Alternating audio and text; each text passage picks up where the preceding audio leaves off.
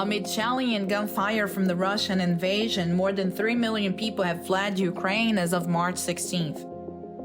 At this rate, officials from the United Nations High Commissioner for Refugees warn the exodus could surpass the 2015 Syrian crisis. Numbers are likely higher due to delays in telling numbers in some countries. About 60% of Ukrainian refugees, or more than 1.8 million people, went to Poland. Others went to Hungary, Moldova, Romania, and Belarus.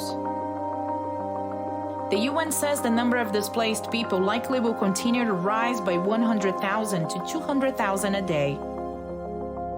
The armed conflict in Ukraine first began in early 2014 and quickly transitioned to a standoff with ongoing shelling and skirmishes occurring along the line that separates Russian and Ukrainian-controlled borders in the east.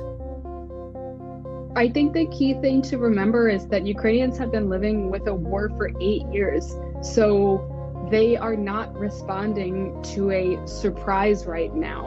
They have been thinking about this. They've been living with a low level of constant state of threat for 8 years. The historic westward movement of people has become Europe's fastest migration crisis in decades. The exodus of Ukrainians is nearly twice the number of refugees recorded by the United Nations during the first 11 days of the Kosovo War. About 600,000 Kosovo residents became refugees, and another 400,000 were displaced inside Kosovo by the end of April 1999. UNHCR said as many as 6.5 million people could eventually leave Ukraine. Those fleeing to neighboring countries have met with governments and charities to respond to critical needs, but there is concern about people with limited mobility. People with economic mobility will be the ones who are able to get out soon, and the poorest people are going to be the ones who get left behind. So that's also something to think about when we're talking about aid, humanitarian aid and refugee aid. A lot of people are going to be, also elderly and disabled and people with kids who might not be able to move very easily. Migration experts agree that the latest refugee numbers echo earlier migration crises in Europe, such as the 12 million Germans who were displaced throughout Europe during World War II. Or even the 2015 crisis, in which more than 2 million people arrived in many EU countries, overwhelming the asylum and immigration systems. And because of that, migration experts say they can capitalize on the lessons learned.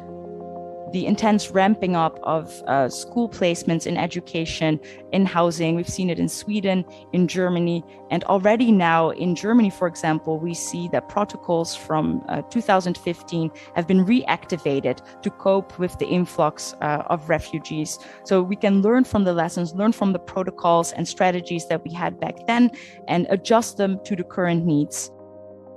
And in an unprecedented move, the European Union agreed to activate the Temporary Protection Directive.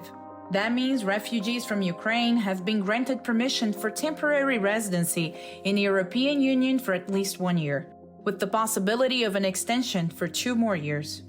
It was very important for the Union to show support towards Ukraine and towards the situation right now in Ukraine, and to do that very quickly.